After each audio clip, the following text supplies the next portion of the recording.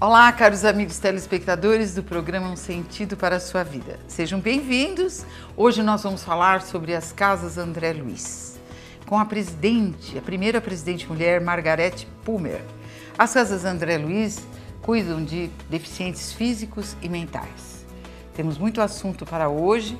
Margarete Pummer é advogada e militante como voluntária das Casas André Luiz desde 1990. Escreveu um livro muito interessante sobre planejamento reencarnatório. E teremos também a pintura mediúnica com a Deusi Ribeiro. Vamos até lá!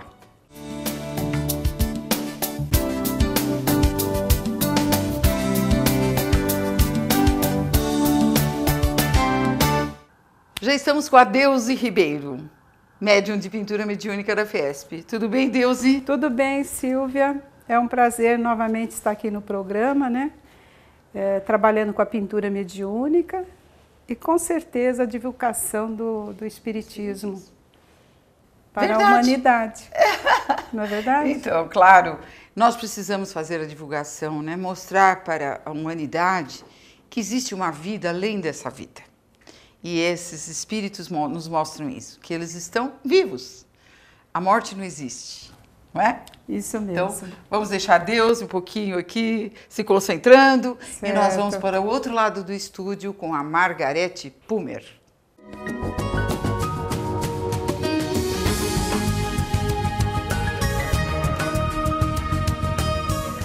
E já estamos com Margarete Pummer, que é a primeira presidente mulher das Casas André Luiz aqui em São Paulo. Tudo bem, Margarete? Tudo bem, como vai? Muito bem, a gente está muito feliz com a sua presença, vem trazer informações, né, a respeito das Casas André Luiz, que são, é uma casa muito querida por todos nós, espíritas e não espíritas também, né? Eu é que agradeço, né, você pela oportunidade, pelo convite, né, e por esse momento que nós estamos vivendo. Esse momento é muito gostoso mesmo, quando a gente vê pessoas assim, de outras entidades espíritas, não é, que batalham tanto. E eu sei que você é uma batalhadora, você é autora, né, de um livro. Como foi a sua caminhada para chegar até a presidência das Casas André Luiz? Eu estou nas casas desde 1990. E 1990 você começou trabalhando lá? Lá, no Centro Espírita Nosso Lar, né, que é o nome da organização, Centro Espírita Nosso Lar, Casas André Luiz. Eu fui para o centro. O Centro Espírita Nosso Lar seria como uma federação, no caso. Exato. Né? Uma entidade filantrópica, sem fins lucrativos, que atende espiritualmente as pessoas. Certo? Isso, é o centro. E as Casas André Luiz vem a ser como a nossa casa transitória, que dá apoio de assistência social. É o trabalho social das casas, que começou logo na sequência, porque quando os nossos mentores espirituais, né, participavam daquele grupo em 1949, eles diziam da necessidade de eles estarem procurando um lugar para abrigar o trabalho que iria ser feito. E aí, com o tempo, já depois da constituição do Centro Espírita Nosso Lar, eles perceberam que era exatamente o trabalho que eles iniciaram, né, que vem até hoje, os dias de hoje, que era o tratamento a pessoas com deficiências intelectuais e também físicas. Exato. Então, o trabalho das Casas André Luiz é com pessoas deficientes, tanto físicas como mentais também. Nossa, que trabalho grande, né? Difícil. Então, Margarete, nós gostaríamos de passar para os nossos telespectadores um pouco mais de informações a respeito deste atendimento, não é? Como é feito, como as pessoas, nossos telespectadores, às vezes nos escrevem.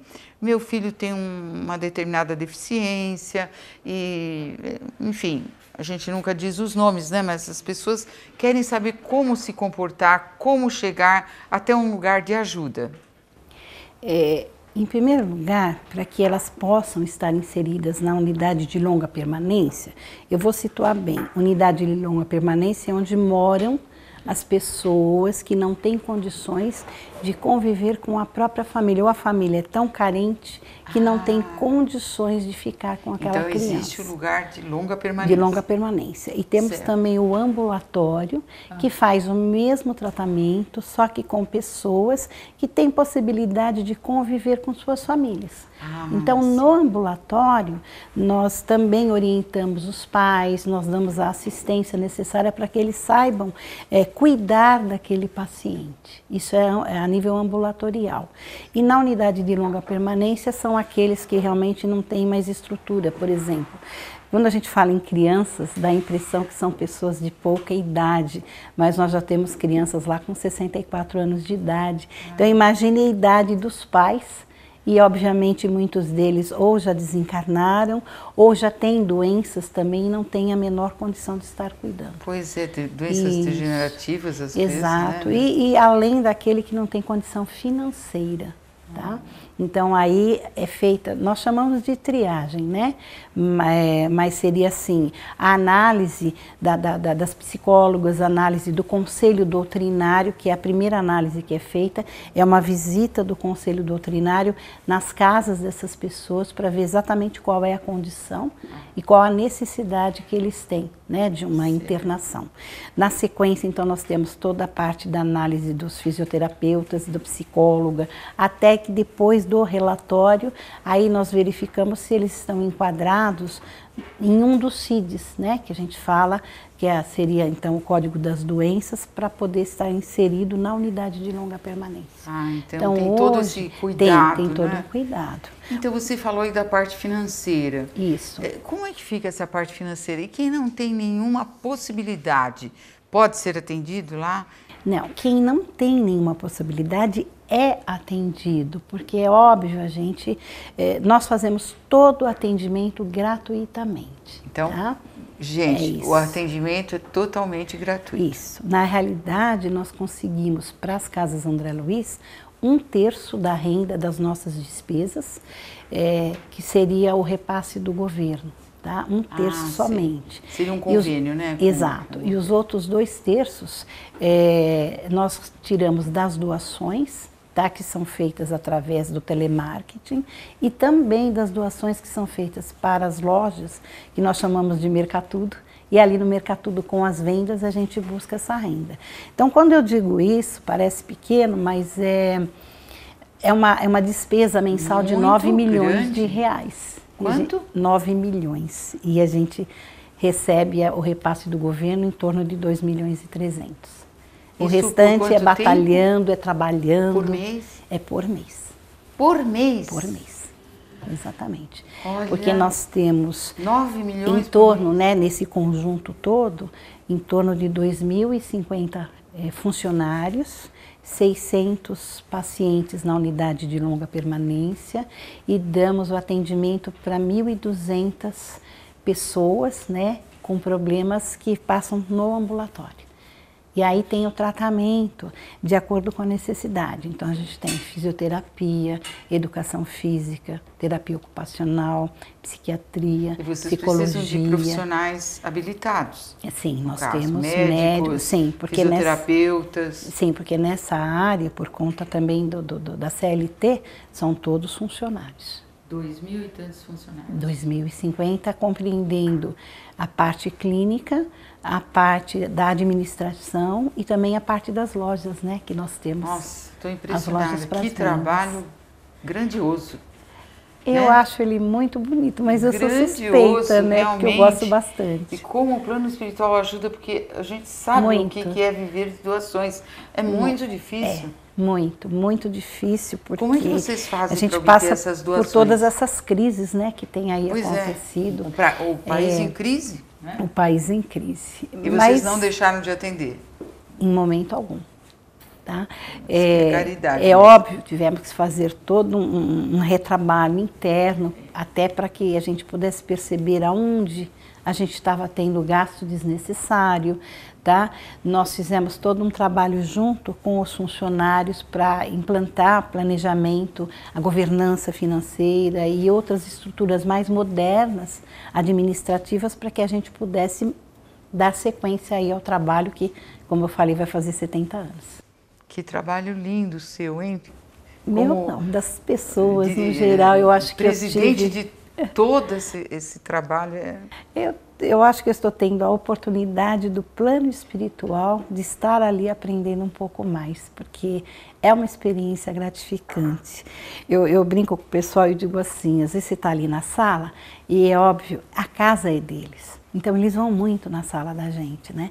Então entra um, tá com muleta, o outro de cadeira de roda, aquela dificuldade para falar, mas assim, uma alegria muito grande, porque um vem com um desenho que conseguiu fazer, o outro vem convidar, né, para ver um evento que eles estão ensaiando, outro vem para feliz dizendo que vai passar o fim de semana na casa dos pais, né? Porque alguns têm essa condição, passam o final de semana com os pais e depois retornam, tá?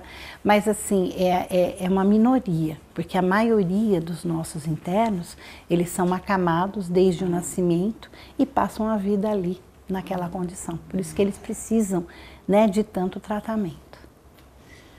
Que trabalho maravilhoso, não é, Margarete? Lição de vida, com certeza. Meu Deus, lição de vida. E o Centro Espírita é um centro espírita, vamos dizer. Sim. E as Casas André Luiz nasceu desse centro espírita, naturalmente espírita também. Claro. Né?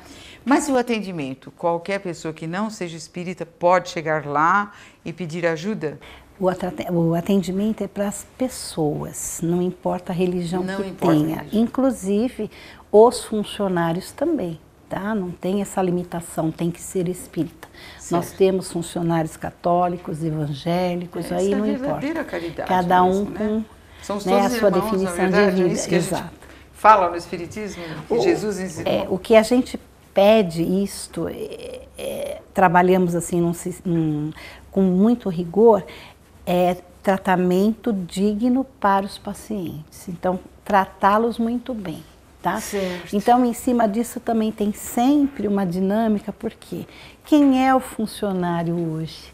É um ser que também tem família, que também passa por problemas, né? Que também tem um filho que às vezes tem um problema de drogas, ou alguém que está desempregado. Então, a gente sabe que tem um ser humano ali.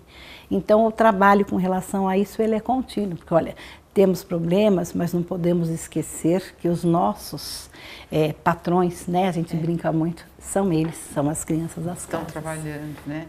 Mas lá vocês dão atendimento para deficiências, né?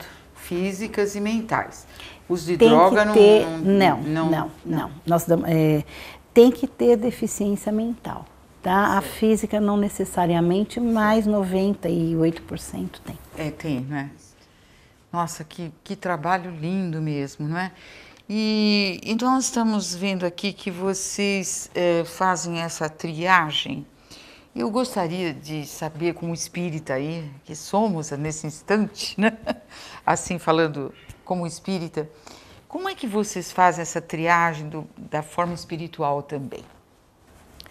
Bom, para internação na unidade de longa permanência, como eu te disse, nós temos a avaliação do Conselho Doutrinário. Conselho Doutrinário. E depois nós passamos para a parte clínica. Por quê? Quer dizer, eu tenho que ter o atendimento que abranja todos os cuidados que o Ministério da Saúde exige. Certo. E isso na parte física e mental. Lá agora, a parte dentro, espiritual internamente, é que esse Conselho Doutrinário avalia. Isso, a avaliação por conta das famílias, assim, tá? Claro, para os nossos telespectadores, nós temos telespectadores que não são espíritas. Então, a gente tem que explicar com mais detalhes, né? Exato. Por exemplo, vamos dizer que seja um caso de obsessão. Porque pode haver essa avaliação também, entra a parte, o trabalho do Centro Espírita Nosso Lar. Por quê? Nós temos um trabalho de energização, tá? Ele é feito constantemente. Então, quando há prescrição do médico, olha, tal paciente, ele está um pouco agitado, ele precisa, né, desse tratamento da parte espiritual. Então, nós temos a água fluidificada, nós temos o tratamento de passe, tá? E nós temos também os grupos mediúnicos que, conforme a necessidade, eles passam o nome daquele paciente para que ele seja inserido no grupo de desobsessão. Então a gente trabalha também a parte espiritual. Então existe esse trabalho espiritual intenso também, existe também. É completo. Ao nosso ver, né, como espíritas, é um trabalho completo. Nós entendemos que é importante a parte espiritual. Por quê? Porque nós somos energia. Então nós precisamos trabalhar essas energias, né? Então a gente dá muita importância para aquele cuidador.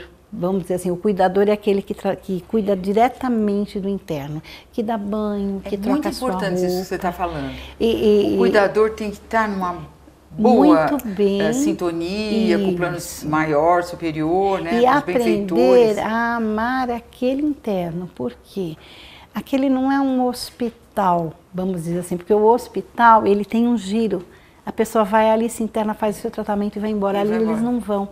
Então tem muitos isso, tem muitos internos que fala assim, chega às vezes para mim, brinca e fala: mamãe brigou. Eu já dou risada porque é a cuidadora que viu alguma atitude dele errada e deu bronca. Então às vezes eles vão lá para reclamar com a presidente. Uma família. Mamãe brigou comigo. Tem um que fala assim: mamãe brigou comigo, manda ele embora. Olha. Eu falo: mas o que foi que você fez? Né? Você acha que está certo? É uma verdadeira família, que lindo. Então é importante essa energia de amor, de carinho. Então a gente tem que trabalhar muito isso.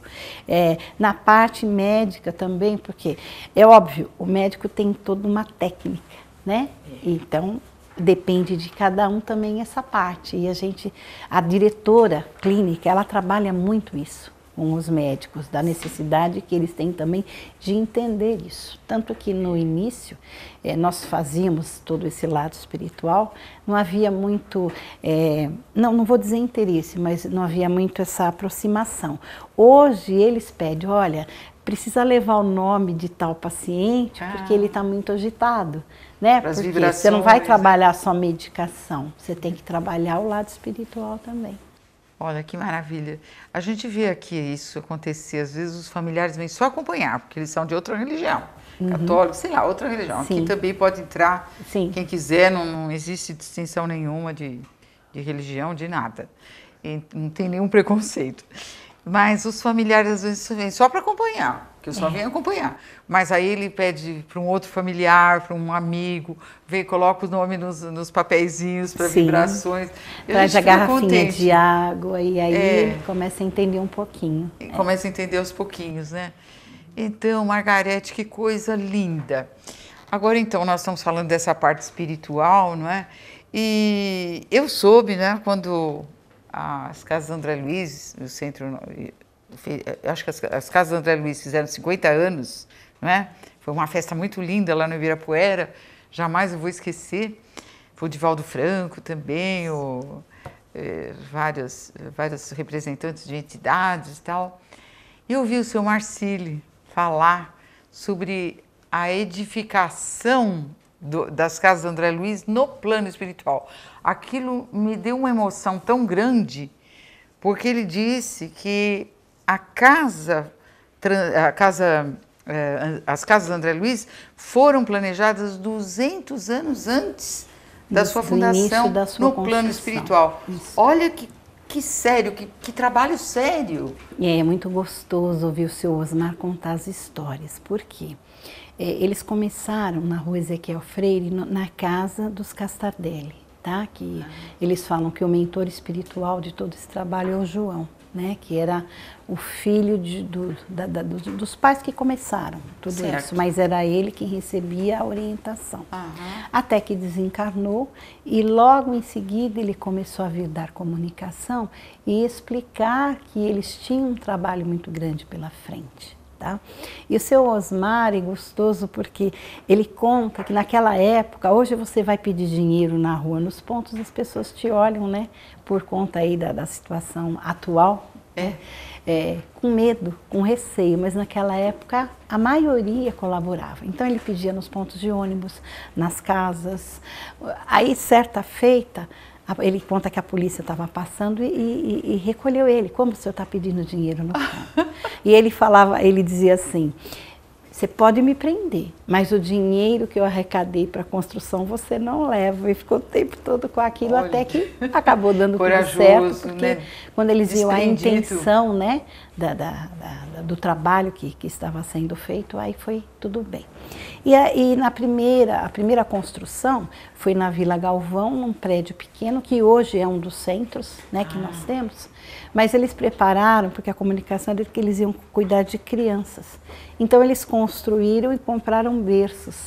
Né? E ele dá muita risada, porque numa das visitas, procurando, né, crianças nesse sentido, eles perceberam que haviam crianças mentalmente, né, com a idade mental de uma criança, mas com o corpo de adulto, que ele ele diz até hoje que são as crianças que ninguém queria.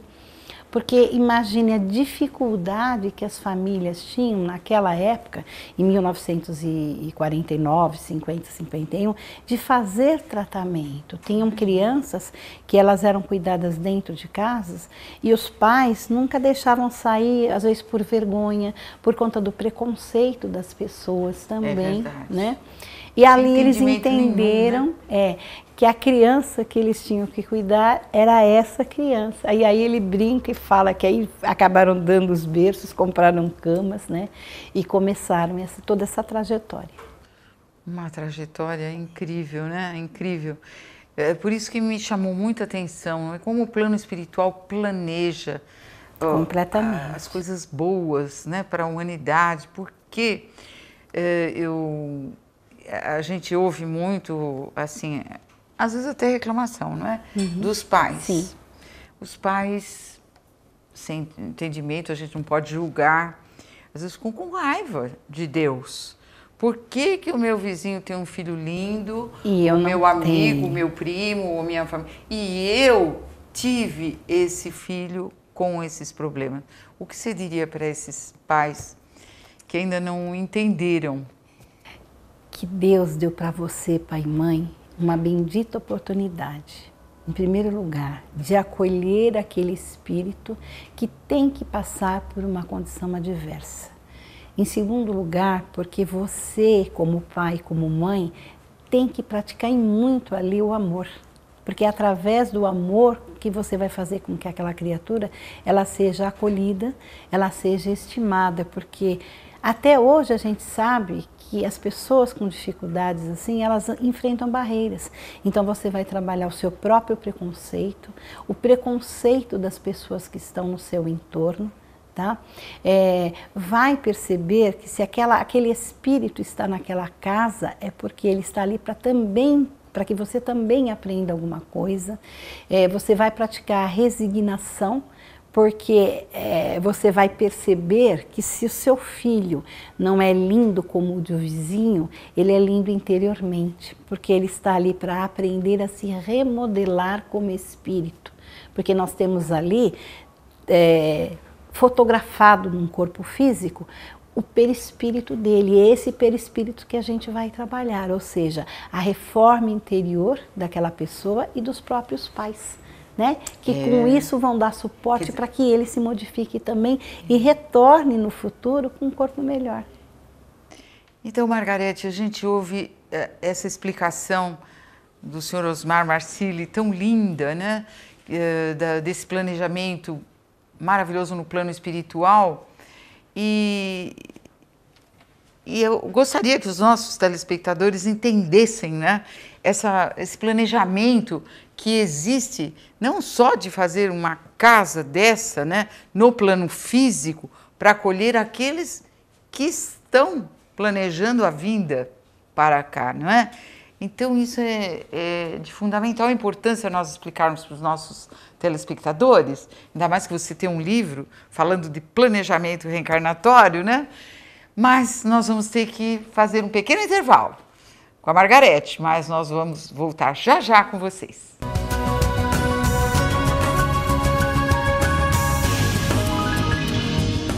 Rama Refeições, restaurante por quilo num local e entrega de marmitex para empresas.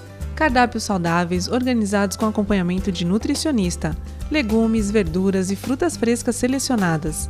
Pratos com carnes, peixes e frango de ótima procedência, sucos naturais e sobremesas deliciosas. Visite o restaurante ou entre em contato para programar as refeições de seus funcionários. Rua Santo Amaro 269, Bela Vista, São Paulo. Telefone 3104-0655 ou 3242-1517. Olá, caros amigos telespectadores do programa Um Sentido para a Sua Vida. Hoje estou aqui para convidá-los para um teatro maravilhoso com Renato Prieto. Vocês conhecem? Aquele que fez o André Luiz no Nosso Lar. Ele estará aqui todos os sábados e todos os domingos de junho, às 6 horas. Os ingressos estão à venda 2 horas antes do espetáculo. Então, se você estiver com vontade de assistir a peça A Morte é uma Piada, número 2, né, segunda parte, vocês poderão vir aqui até a Federação ou a Maria Paula, número 140, Bela Vista, em São Paulo. Venham que vocês vão se divertir muito. A Morte é uma Piada, número 2.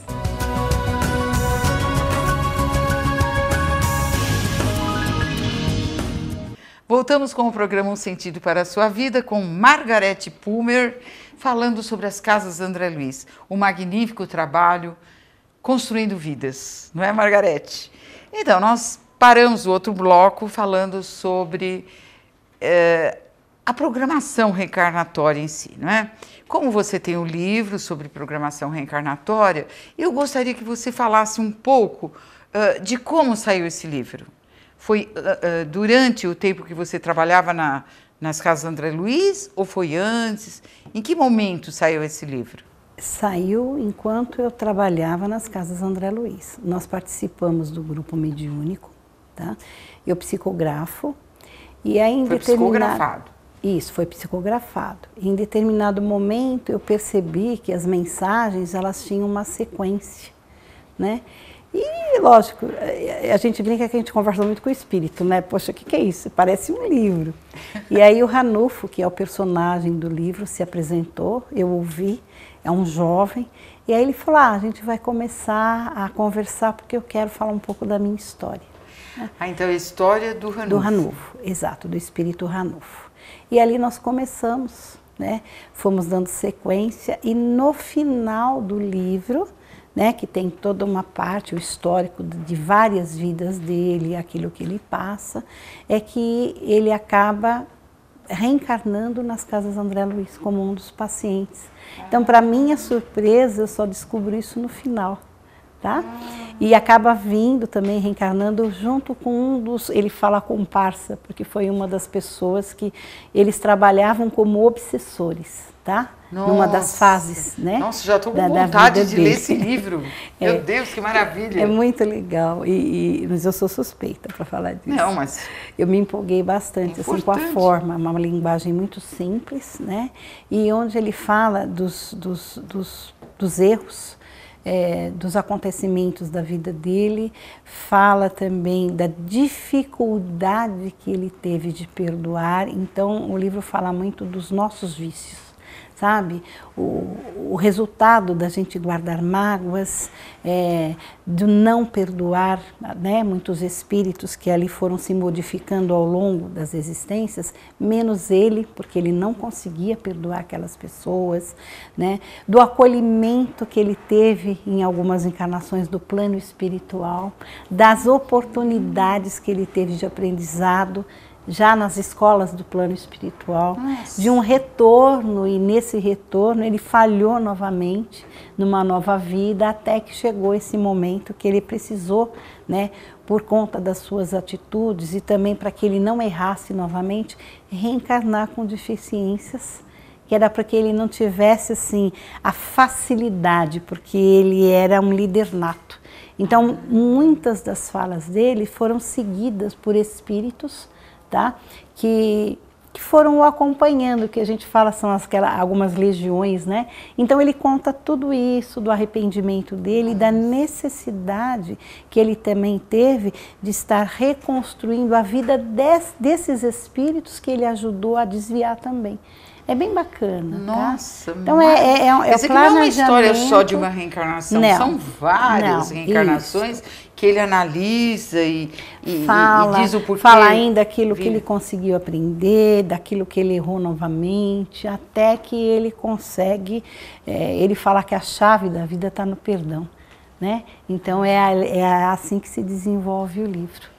Mas foi difícil para ele chegar até lá? Ah, sim, muito difícil. E a última reencarnação foi nas casas do André Luiz ou não? Foi. Daqui ele conta neste livro, foi nas casas do André Luiz. Tá? E daquilo que ele aprendeu ali também, né? E que é na sequência, né? Quando ele começa a aprender, então ele tem essa... Nós chamamos de oportunidade, né? Porque quem vem nessa condição está tendo uma oportunidade, porque a limitação faz com que o espírito pense, faz com que o espírito comece a se resignar, porque imagina uma pessoa que vive na cama a vida toda, ele depende de todo mundo, então ele vai ter que trabalhar o orgulho, ele vai ter que trabalhar a arrogância, porque são pessoas diferentes lhe cuidando, lhe dando banho, lhe tratando todos os dias.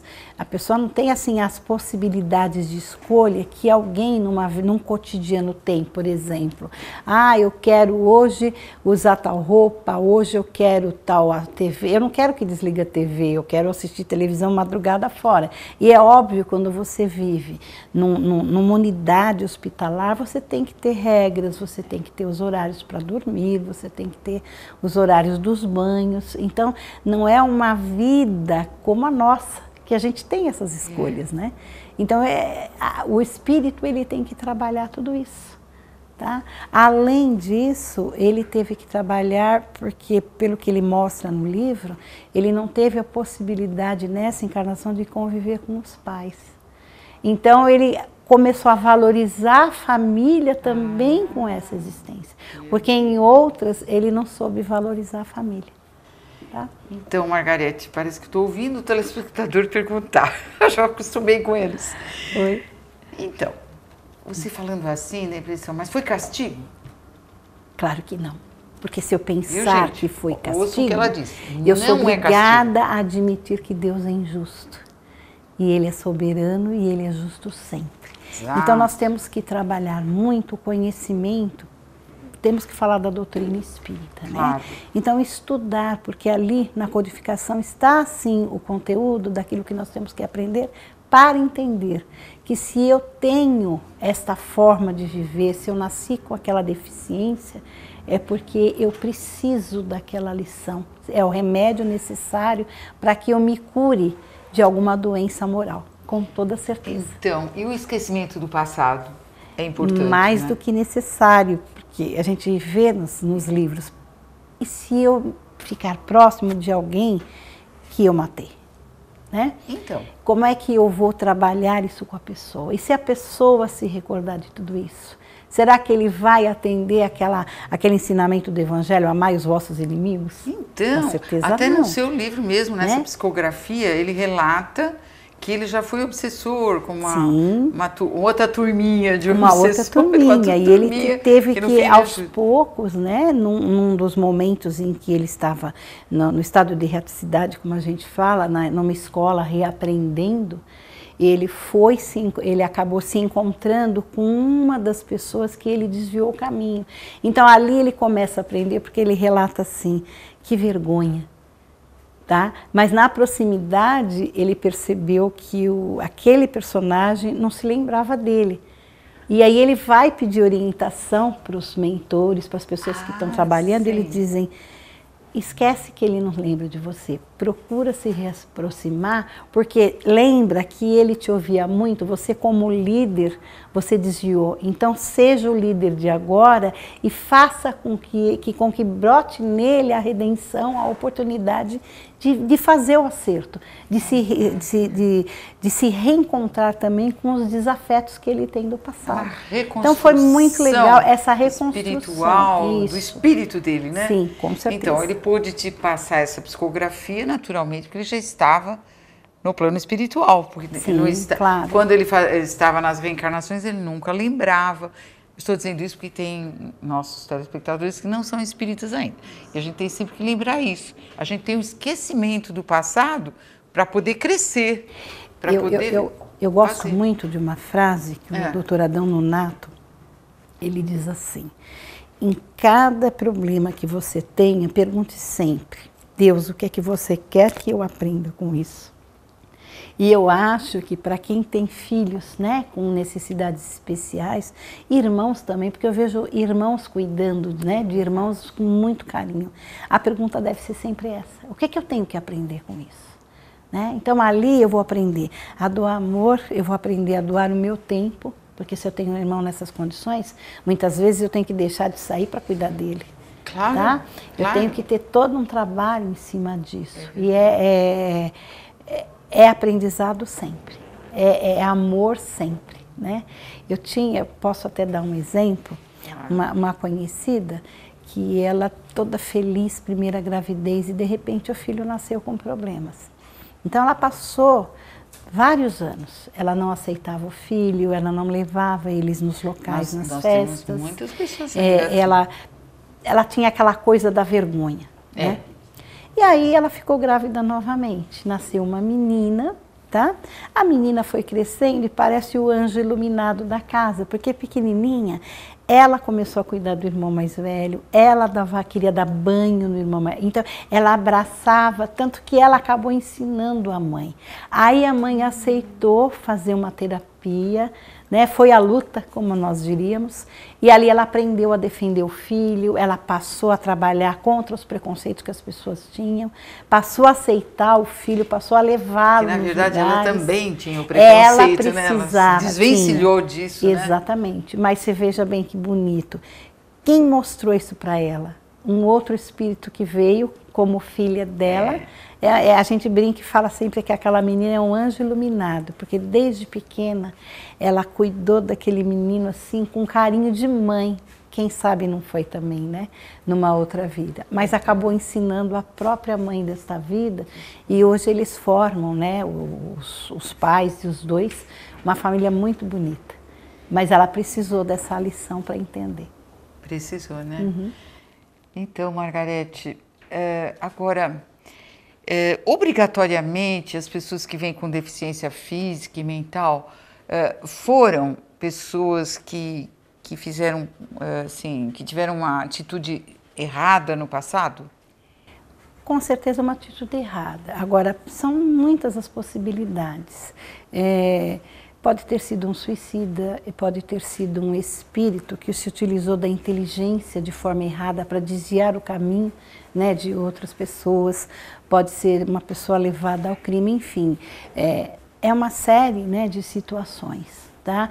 Muitas vezes alguém num processo de arrependimento muito grande também sente essa necessidade, porque às vezes o espírito que já tem assim uma compreensão maior pode até participar desse trabalho, desse planejamento. Sim. Mas é óbvio que nem todos estão preparados para isso. Isso, né? Que eu ia mesmo te perguntar. Não. Sempre claro são os espíritos. Existe uma equipe. Uma equipe. Isto. Que planeja. Exato. Né? De espíritos, lógico, que tem mais maturidade espiritual, né? Eu acho que um dos ensinamentos assim, que eu gosto bastante é do livro Missionários da Luz, né? Quando vai falar da reencarnação do Segismundo e todo o preparo que a equipe... Esse livro também é muito bom, Missionários da Luz, psicografado por Chico Xavier. Isso, que fala exatamente da preparação da reencarnação daquele espírito. Então, Margarete, agora nós gostaríamos de falar um pouquinho sobre os suicidas, sobre o autismo. Qual a relação que existe, né? Porque muitas pessoas acham que obrigatoriamente o suicida, ele vem como autista. Isso é verdade? Não é. Não é porque o autista, obviamente, ele vem com essa condição porque ele teve, sim, alguma oportunidade perdida no passado. Mas não necessariamente que ele tenha sido um suicida. Poderíamos dizer que seria um dos itens, né, do suicida, ter a oportunidade de nascer como autista, como também ter a oportunidade de nascer com uma deficiência grave no cérebro, se ele deu um tiro, por exemplo, no cérebro, ele não poder ter movimentos, ou seja, o suicida, ele vai vir para resgatar de alguma forma a deficiência do seu corpo físico, mas não precisa ser necessariamente como autista. O próprio Divaldo diz que poderia ser um dos itens, o suicida, alguém que viveu numa condição de crime, também poderia ser um autista, alguém que não soube aproveitar a sua vida e percebendo isso, ele se retrai, o seu inconsciente lhe cobra, por isso que ele acaba se fechando neste mundo, e ele diz da importância dos pais trabalharem um filho autista. Por exemplo, um passe ajudaria bastante, uma água energizada ajudaria bastante, mas o mais importante é que os pais conversem com aquela criança. Ou seja, durante o sono físico, conversar bastante para que aquele espírito vá assimilando e se aceitando, dizendo assim, você veio para esse mundo, você é muito bem-vindo, aproveite a oportunidade dessa reencarnação para repreender e principalmente se perdoe. Tá? Então, esse trabalho dos pais ele é muito importante para a condição do reequilíbrio daquele espírito. Margarete, vou fazer de conta que eu sou o telespectador. Por que durante o sono? Porque durante o sono o espírito tem condição de assimilar, de ouvir, porque nós nos desprendemos parcialmente do corpo físico. Então, aquelas deficiências que fizerem parte do lado material, elas não vão estar nos importunando. Primeiro. Segundo, porque durante esse semidesligamento, o espírito ele vai se portar como ele é. Às vezes o espírito é um espírito revoltado, porque não gosta daquela condição. Às vezes aquele espírito é um espírito depressivo, triste, porque não se conforma com o erro cometido, ou seja, ele está mais puro na sua essência e ele vai gravar, vai ter mais condições de gravar e receber um tratamento até da própria espiritualidade. Imagine então os pais conversando e dizendo, nós estamos aqui, nós te abraçamos nesse mundo e nós queremos que você aproveite. Isso vai ser de extrema importância, porque nós sabemos da ligação importante que existe, né, entre pais e filhos, e ali é um momento muito oportuno. Verdade. Veja o que a Margarete falou, né? Às vezes as famílias consideram o autista como um problema, simplesmente. Quando na verdade a família está ali como um todo para se harmonizar e ajudar, né? Como você bem disse, durante o sono, conversar, porque às vezes durante o dia a pessoa não entende, não ouve, não é assim, o autista. Está no seu mundo. E durante o sono ela está em desprendimento. Muito lindo. Facilita bastante, né? Agora, é importante que os pais percebam que ali é o momento de praticar a paciência, né? Olha, eu vou ter paciência, durante o dia eu tenho que estar junto daquela criança que talvez nem pareça que não está me percebendo, mas o espírito está percebendo sim aquele carinho, né? Aquela pessoa do lado. E à noite a gente tem mais oportunidade de demonstrar isso, porque eu vou estar conversando com ele, vou estar levando energia boa para ele e ele vai sentir.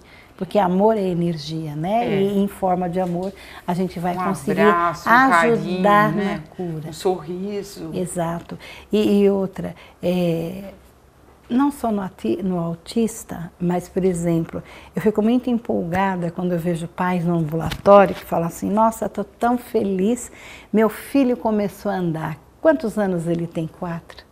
Quer dizer, a gente quer tanto que o filho ande com 9 meses, com 1 ano, então os pais, quando começam a abraçar, né, aquela criatura daquela forma, ela vibra a cada passinho que o seu filho dê. Hoje ele deu um sorriso, hoje ele conseguiu fazer um rabisco que seja, que para a gente é um rabisco, para quem não entende, mas a gente sabe o quanto significa aquele rabisco. O trabalho que foi feito de envolvimento com todos os técnicos, né, os médicos e os pais, para que aquele momento acontecesse, que a gente considera uma vitória. Nossa, então, isso é aprendizado para os pais, não só para o filho, para aquele espírito, mas principalmente para os pais. Margarete, você acha que existe a possibilidade, nesse planejamento, de ser planejado, não o filho, no caso, querer ajudar os pais de alguma forma e vir nessa situação?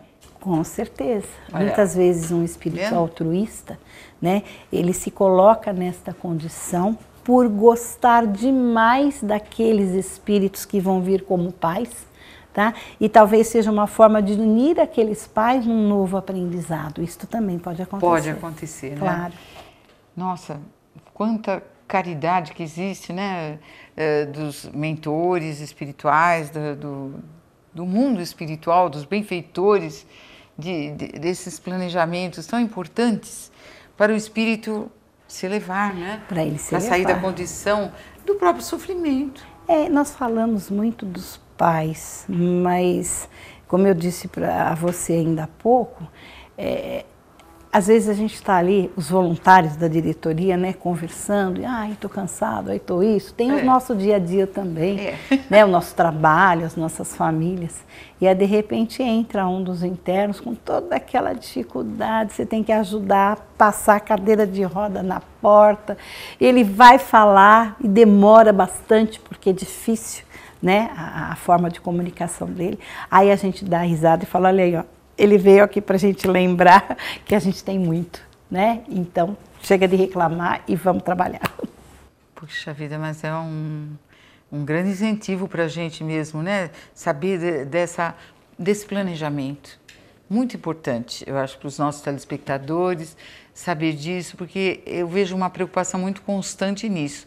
Será que meu filho veio assim porque ele fez isso, porque ele fez aquilo? Não, às vezes ele veio para te ajudar. Para ajudar seu marido, para ajudar os irmãos, né? Nós temos um caso aqui na Federação de um suicida, né? Você falou do irmão aquela hora, eu logo lembrei. Ele até já deu depoimento, foi em 2013, faz muito tempo. Nosso programa já vai fazer 5 anos, né? E então, aí o que aconteceu? Ele queria se suicidar, ele dizia que ia pular da janela, que e tal. Então o irmão, com uma corda, se amarrou nele, para não dormir, não cochilar, não deixar acontecer. E trouxe o irmão aqui amarrado, acredite. Nossa. Trouxe o irmão amarrado. Aí fizeram o tratamento espiritual e tudo mais. Acredita que esse moço que era suicida está até hoje aqui na casa trabalhando? Eu acredito, com certeza. Você acredita, né? Lógico. Claro.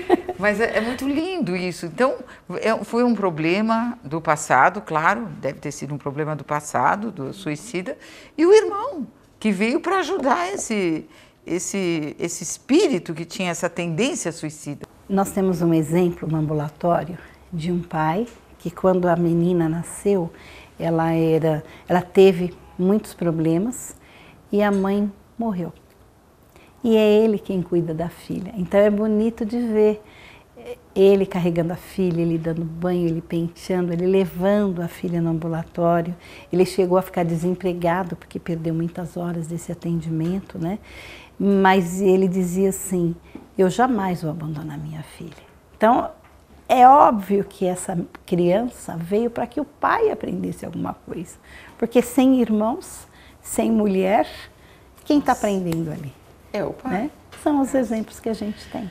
Nossa, Margarete, eu queria ficar mais um programa inteiro falando com você, não é? É gostoso. Mas vocês terão a oportunidade de ver a Margarete Pumer fazendo uma palestra no Encontro de Educadores e Pais, que eu estou vendo aqui, o 18º Encontro de Educadores e Pais. Vocês poderão encontrar no nosso site, fiesp.org.br, né? Está lá o 18º Encontro de Pais, vocês podem fazer as inscrições através do telefone da Federação 3188-8383, ramal 227. Ou então, procure no site que nós temos lá, infanciamocidade@fiesp.org.br, tá bom? A Margarete vai fazer uma palestra. Qual é o nome da palestra que você vai fazer? A gente vai falar planejamento reencarnatório, né?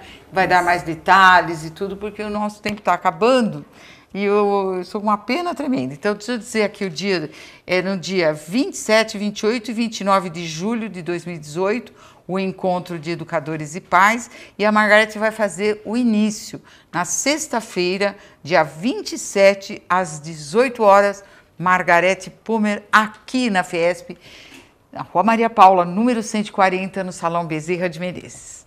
Vai ser uma maravilha, vocês não percam. Margarete, eu não sei como agradecer a tua presença aqui. Tenho certeza que os telespectadores aproveitaram muito esse conteúdo da sua vivência, né, nas Casas André Luiz. Eu é que agradeço a oportunidade, porque falar das Casas André Luiz para a gente é sempre um prazer e uma alegria. Agradeço a vocês pelo convite. Margarete, muito obrigada e parabéns pelo seu trabalho. Agora na presidência, né, que a gente sabe que é difícil. É um novo desafio. A primeira mulher presidente das Casas André Luiz é uma honra para nós, mulheres. Com certeza. Nós temos certeza que você, com esse seu carisma, com essa sua vontade de trabalhar, vai levar as Casas André Luiz cada vez para melhor, né? Amém. Tá bom. Muito obrigada, Margarete. Eu tenho aqui o livro da Margarete Pumer, Planejamento Reencarnatório. Infelizmente, ele está esgotado, porque é muito bom mesmo, está esgotado. E vamos ver, né? Logo mais ela prometeu que assim que der, né? Porque nós estamos com Copa do Mundo, tanta coisa, isso atrasa um pouquinho. Mas assim que tiver o livro, você nos avisa, nós compramos para ter aqui na nossa livraria, tá bom? Okay. Obrigada. Muito obrigada mais uma vez.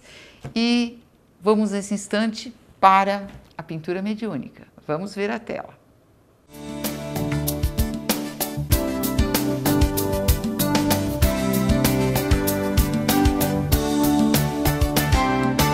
Queridos amigos, vejam que tela lindíssima que a Deusi trabalhou, né? Durante esse período que nós conversamos aqui com a Margarete. Deusi, o que você sentiu com esse trabalho?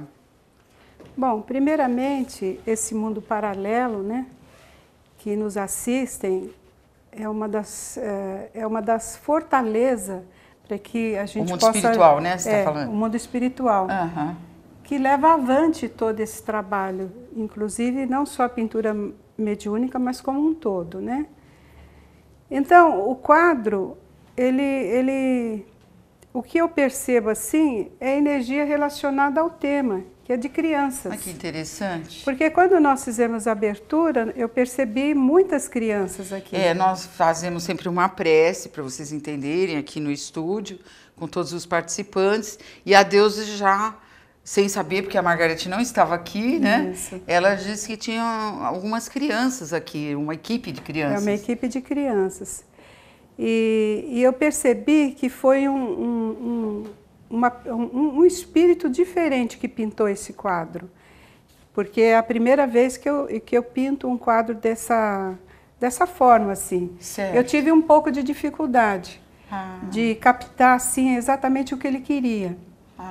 E também, eu acho que era um espírito que ele tinha alguma deformidade também, porque às vezes parece que ele queria pintar com a boca, uma hora com a mão, uma hora com o pincel, então eu tive um pouco de dificuldade de saber o que ele queria.